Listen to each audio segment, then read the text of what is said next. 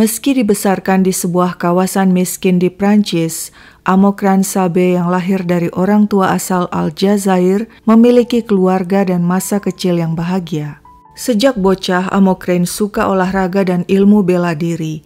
Beranjak dewasa, dia mencoba peruntungan di dunia modeling Prancis, tapi ternyata dunia itu tidak cocok untuknya.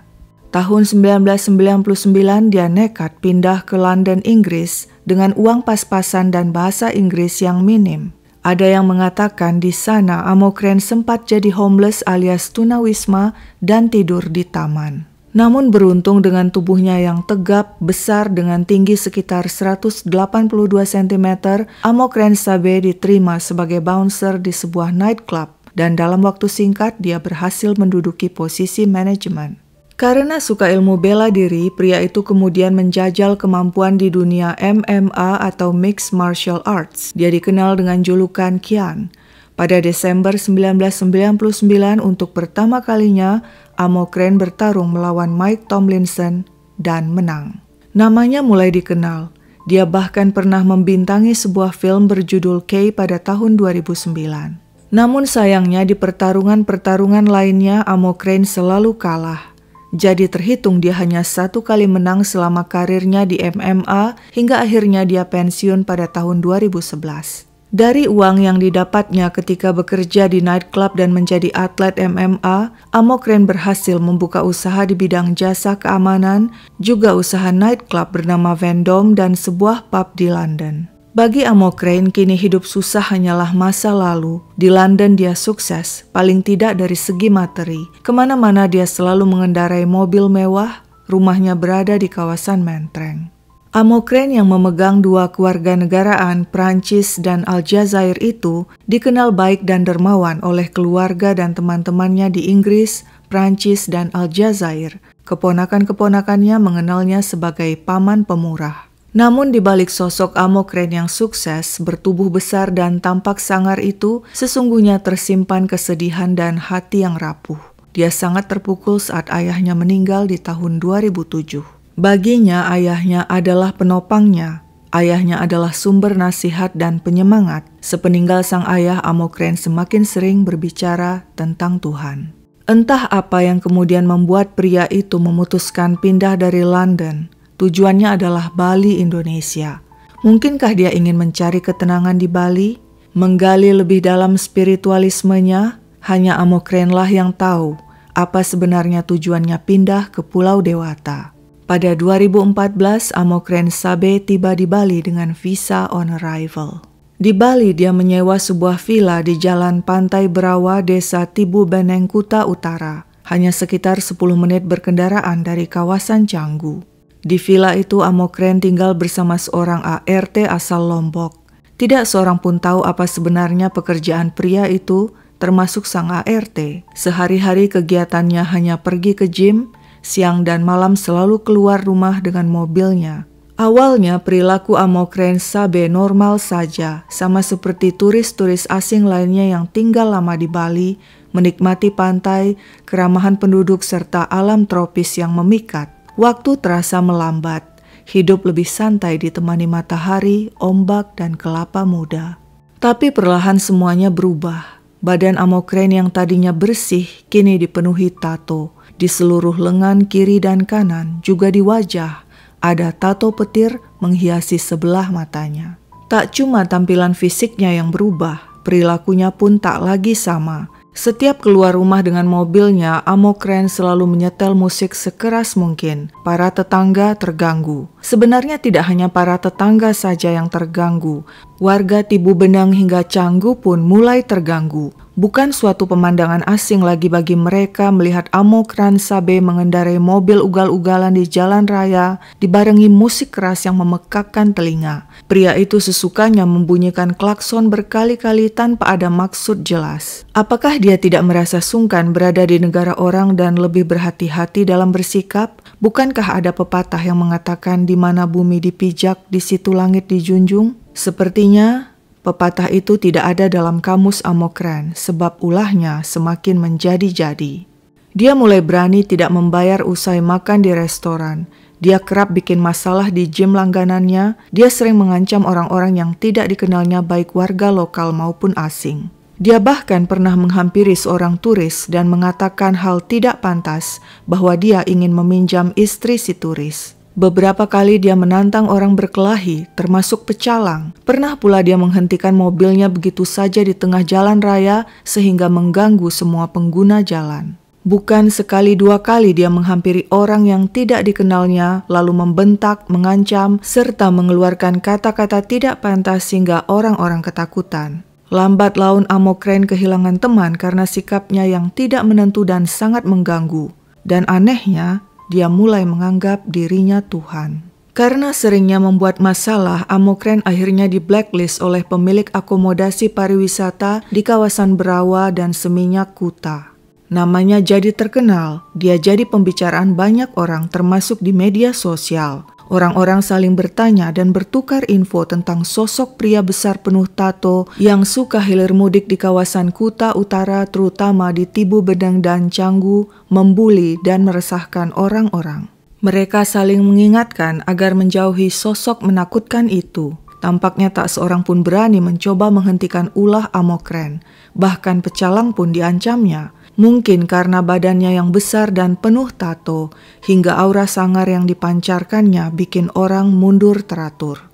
Orang menebak-nebak apa yang menyebabkan Amokran bersikap tidak terkendali. Mungkinkah dia mengalami gangguan mental, mengalami delusi?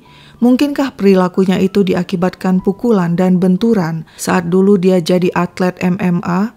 Atau mungkin pengaruh steroid? Bukankah otot sebesar itu tidak mungkin terbentuk tanpa bantuan steroid? Semuanya hanya tebak-tebakan di berbagai forum di internet. Tidak seorang pun tahu pasti apa sebenarnya yang menimpa Amokran. Hingga tahun 2016, keresahan yang dirasakan masyarakat tak lagi bisa diterima. Laporan tentang pria itu pun disampaikan kepada Polsek Kuta Utara. Nimade Ayu Larasati gelisah. Akhir-akhir ini dia sering kali mendapat sederet firasat aneh. Mimpinya menakutkan. Dia dikejar orang hitam. Made Ayu berusaha lari secepatnya, tapi entah mengapa sepasang kakinya berat sekali. Nyaris saja orang hitam itu berhasil mencengkeram lengannya. Untung saja Made Ayu bisa menghindar. Nimade Ayu Larasati adalah istri Brigadir Polisi Anak Agung Putu Sudiarta, anggota Buser atau Buru Sergap Polsek Kuta Utara. Sebelum menjadi polisi, Putu Sudiarta bekerja sebagai petugas dinas kebersihan dan pertamanan kota Denpasar. Sambil bekerja, dia memulai pendidikan pada tahun 97 hingga akhirnya menjadi polisi. Brigadir Putu Sudiarta adalah anak sulung dari 4 bersaudara. Dia dan istrinya Made Ayu memiliki 3 anak yang masing-masing duduk di bangku SMA, SMP, dan SD. Pada 7 April 2016, Polsek Kuta Utara menerima laporan masyarakat terkait ulah seorang turis asal Prancis, Amokran Sabe, yang kerap bikin onar dan meresahkan warga di sekitar Tibu Beneng dan Canggu di Kuta Utara. Polsek pun menyiapkan surat panggilan pada Amokran Sabe. Brigadir Putu Sudiarta ditugaskan mengantar surat itu kepada Amokran. Sampai 3 buah surat diantar sang brigadir ke vila kediaman Amokran, tapi pria itu tidak pernah menggubrisnya. Dia bahkan pernah merobek surat itu di depan Brigadir Putu Sudiarta. Kurang lebih 3 minggu kemudian pada 2 Mei 2016, sekitar pukul 9 pagi, seperti biasa Brigadir Putu Sudiarta pamit kepada keluarga untuk berangkat bertugas. Hari itu pasukan polisi termasuk Brigadir Putu Sudiarta dan pihak imigrasi Bandara Ngurah Rai mendatangi vila kediaman Amokran Sabe di Jalan Pantai Berawa, Tibu Beneng. Selain bikin onar, ternyata kemudian diketahui Amokren juga melanggar izin tinggal di Bali yang telah berakhir sejak September 2015. Melihat rombongan aparat mendatangi untuk menjemputnya ke kantor polisi, bukannya kooperatif, Amokren Sabe malah keluar dengan membawa sajam dan menantang petugas yang menunggunya di halaman depan villa. Polisi memberi tembakan peringatan. Tapi Amokren tidak peduli, dia maju terus. "Ayo, tembak aku," tantangnya. Polisi kembali memberi tembakan peringatan beberapa kali sembari mundur.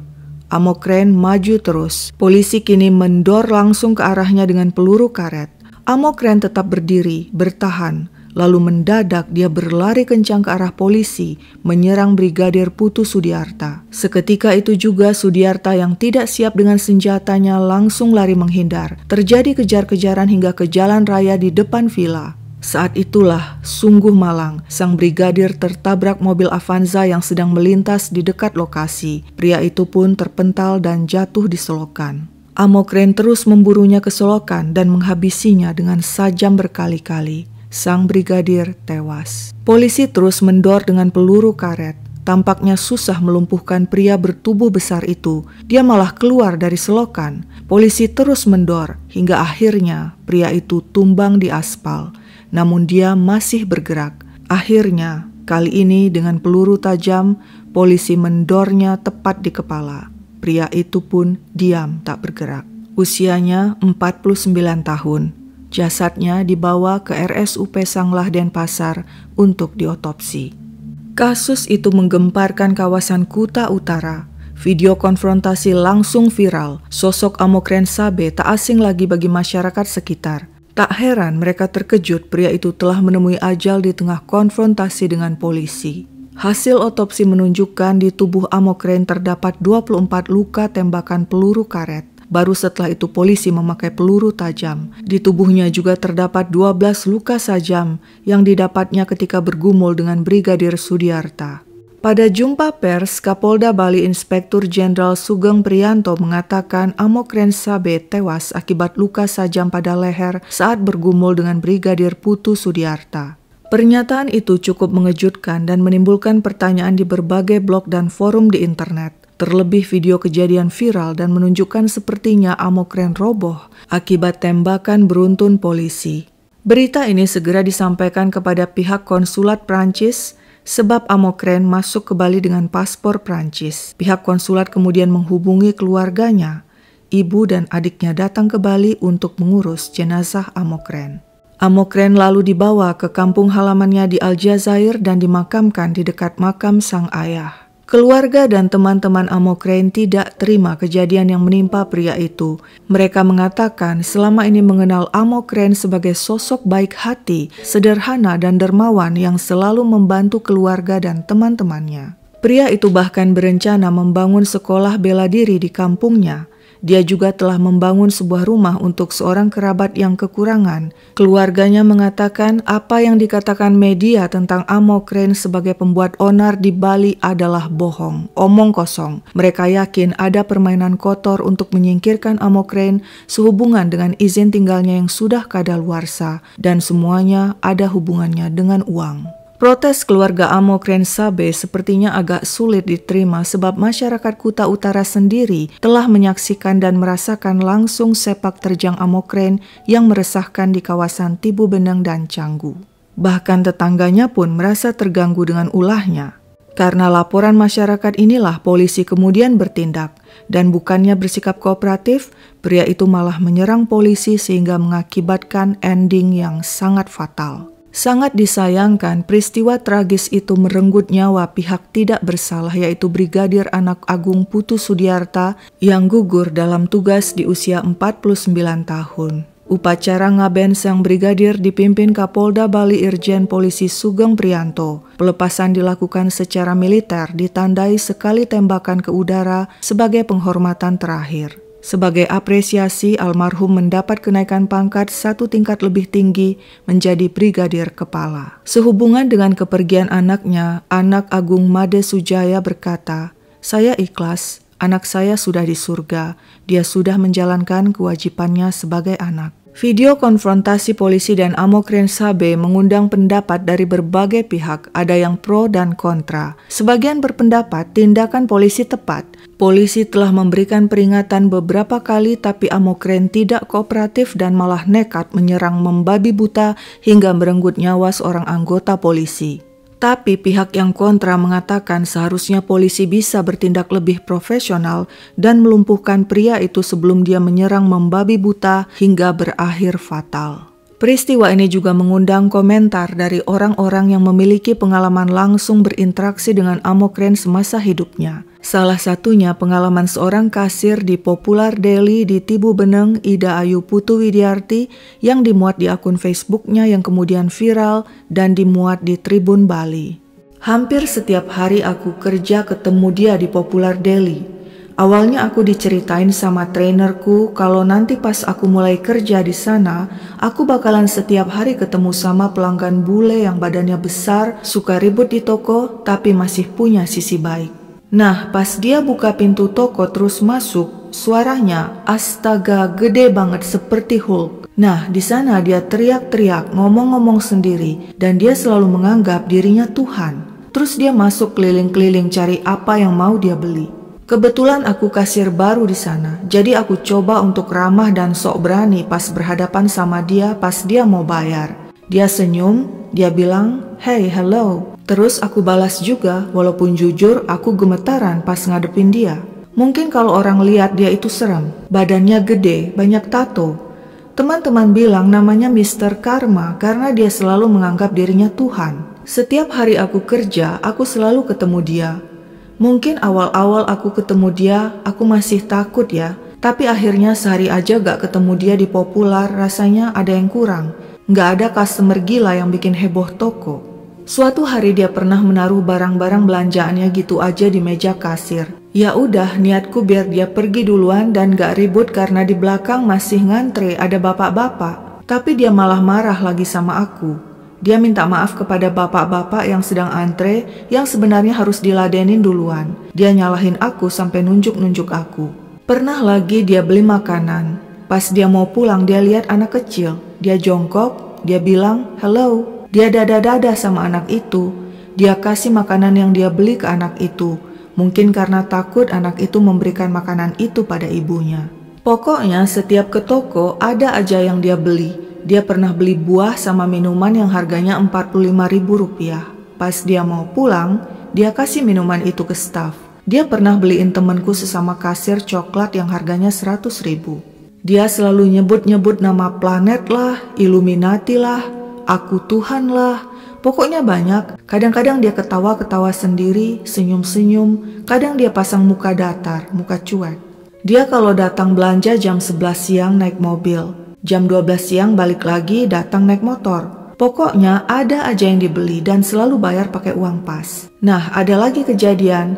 Waktu itu dia belanja dan aku mau ngasih struk belanjaan tapi malah dia tolak. Tapi dia balik lagi buat minta struk belanjaan. Astaga, jadilah aku bongkar-bongkar tong sampah di bawah dan akhirnya ketemu. Terakhir dia datang, cuma tumben banget dia diam dan gak banyak ngobrol. Mungkin itu udah pertanda selamanya dia bakal diam. Terima kasih juga sempat-sempatnya pernah jadi penyemangat kerjaku di jam-jam ngantuk. Cukup manusia di muka bumi aja yang banyak ngebenci kamu. Jangan Tuhanmu, oke? Have a nice day. Sekian dulu ceritaku, sampai jumpa kapan-kapan.